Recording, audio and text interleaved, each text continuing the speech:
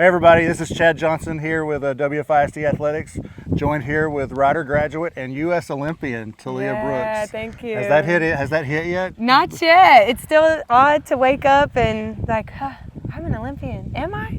I really am. It's crazy. Talk a little bit about the trials themselves. You know, you did some PRs and some events that you struggled with and struggled in some events. Yeah. So just talk about kind of the up and down roller coaster of that a little bit. Oh, trials was crazy. I think the preparation going into it went really well. Everything was going well. Obviously, hurdles is one of my best events. I think I made it to state in hurdles when I was at Rider. So when the hurdles didn't go so great, I almost fell. It kind of took me by surprise. And I think from there, I just had to take it one event at a time. And like you said, I did really well in my events that I'm not as good at. I PR'd in the shot put, the javelin, and the 800. So I was really excited about that. It was hectic, a lot of praying, a lot of crying, like within the meet, just because things were not really going right. But I kept fighting, and I think I truly earned my spot that day. So a couple of those personal bests too were on your third try. Yeah. In those events, what goes through your mind when you faulted the first two times and you've got one left? You know, what goes through your mind at that event? Does it change your thinking on that event? It definitely does, especially like in the javelin. One of my competitors, she threw a really big first throw, and I had two throws that weren't that great. And the last one, I was just like, all right, you got to stay calm. You got to trust your coach. I had a new throws coach, and he was very calm on the sidelines. I was not. I was like, we need a good throw. And he was like, just trust yourself. It's fine. He gave me the cues, and I sat over there, and I was like, all right, I just got to trust what he's saying and really focus, like have some discipline, and I was able to pull it out. So with such a disappointment from 3 years ago, how much extra motivation was that for you? Because you were having a good trials 3 years ago when we all know what happened, but talk about how much more extra motivation that was for you going into this year and even leading up to this year's trials. Right, it was a lot. I think last year I had a lot of anxiety going into USA's, and so being able to compete last year in Oregon and make that world team, I think made the meet mentally easier this year, like just facing Hayward and walking back into the place where there was such a bad experience 3 years earlier. But during the track meet, I'm like, okay, this is trials. Like, we have to finish it. We have to get through these events, because if not, we're going to have to potentially wait 4 more years or retire. Like, you never know what you're doing in 4 years. So at the time, I was like, I have to give it my all, even if I'm 60% of what my normal self would be. It doesn't matter. Like, you have to be top 3 on this day. And on that day, my coach was telling me first and third is the same. They all make the Olympic team, so we just have to compete for our spot, and I did that. That's awesome. Yeah. So let's go back a little bit. Let's talk about born and raised in Wichita Falls. We're here on the track, kind of where it got started here at Booker T. Washington.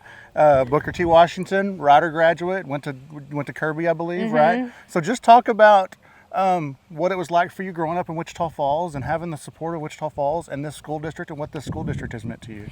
Yeah, it's been crazy. I think even just now, like being in Arkansas, being so far, I guess I've been out of school for 10 years, so I'm showing my age, but like just having the support of all my classmates and people that I went to school with has been really cool. Like people that I was on the basketball team with and guys that were on the football team, they've all reached out to me. So I think just, again, the support of the community and being able to come back and represent a town that has supported me since I was 4 years old, again, out on this track, doing field day, being at McNeil at those track meets, representing Rider, going to state.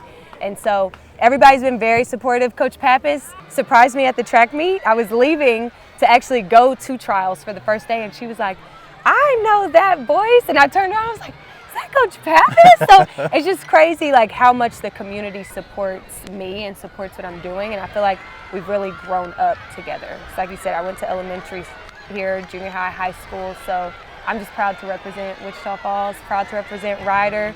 It's crazy to be going to the Olympics the same year that Rider's closing down. So I feel like it just represents my school very, very well. Absolutely. You kind of hit on my next question a little bit.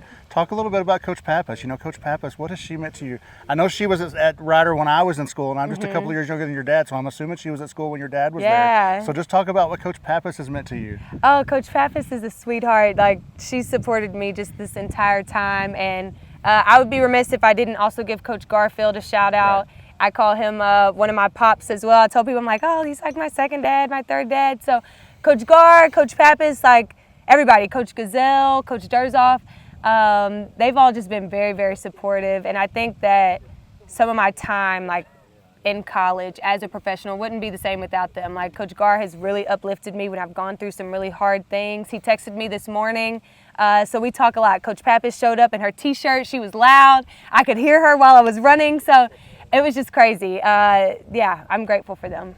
Talk a little bit about, obviously you're going to Paris to work. You've still got a job to do. Yeah. But talk about some of the things you're looking forward to being there. I'm definitely looking forward to opening ceremonies. I think that's something that I've watched all just growing up. So I think I'm most excited to just be a part of the opening ceremonies. I've got to get like a GoPro or something so that I can film it all and just show everyone up close.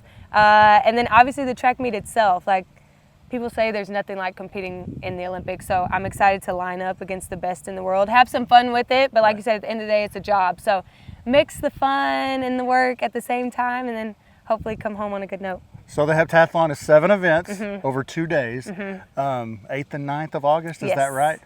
Talk about what you're looking forward to going into that event. Yeah, I mean, obviously you want to put yourself in a best position to get a medal. I got 3rd at U.S. trials, and it wasn't my best meet, even though it was a PR. So I'm really looking forward to just putting an entire meet together.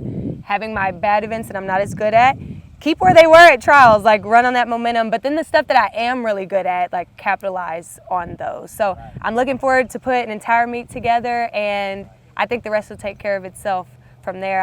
I'm excited to see like where I'll line up against the world's best. Well, as a fellow WFISD graduate, as a fellow rider graduate, I can't tell you how proud we are of you. Thank you. Thank you so much for this time.